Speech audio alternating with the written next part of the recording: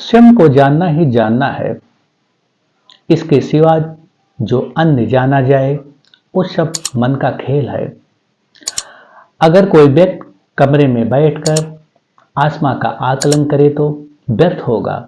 इसके लिए तो तुम्हें स्वयं ही कमरे से बाहर निकलना है। आत्मा यथावत अपने स्थान पर ही है। जो देखा वो शब्दों से आत्मा का तारीफ क्या करेगा। उसके सारे शब्द छोटे मालूम पड़ेगा। उसका आंख ही उसकी खूबसूरती को खुद बयां करने लगेगा। वो निशब्द हो जाएगा। आत्मा के असीम सुंदरता से एक हो जाएगा। पर यह कहना ठीक नहीं होगा आत्मा उसके भीतर समा गया। ठीक इसी भांति आत्मा के आनंद से एक हो जाना है।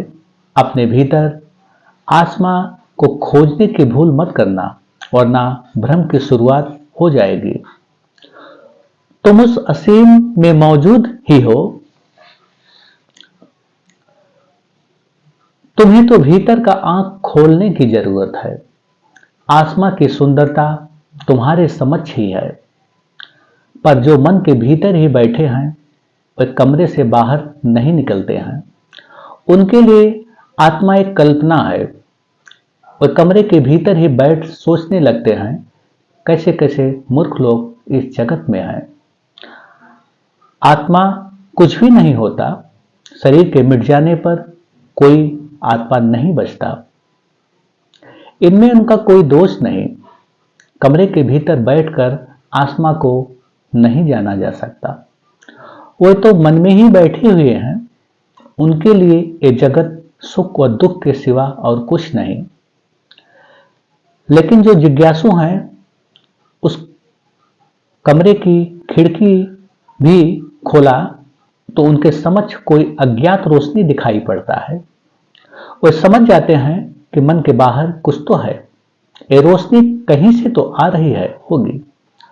उन्हें विश्वास हो जाता है कि बाहर असीम है। पर कैसे मन के बाहर निकला जाए, क्योंकि बिना मन के बाहर निकले असीम को नहीं जाना जा सकता। इसलिए बुद्धि असीम को नहीं जान सकता। बुद्धि भी मन के अनुरूप ही चलती है। मन भी बुद्धि के कर्मों को ही स्वीकार करता है। इसलिए जैसा बुद्धि वैसा मन होगा। यही कारण है कि मन सदैव सशंकित रहता है। वह अपनी ही सत्ता को सत्य समझ बैठता है, पर इस सत्य में द्वंद्व घटित हो जाता है। इसलिए मन सशंकित रहता है। उसे स्वयं पर गहरा विश्वास कभी हो ही नहीं पाता। इसलिए अपनी सत्यता के लिए जीवन भर कहीं न कहीं खूंटी गाड़ता ही रहता है। आश्चर्य की बात यह है कि खूंटी गाड़ना व निकालना में उसे धीरे धीरे व्यर्थता मालूम पड़ने लगता है।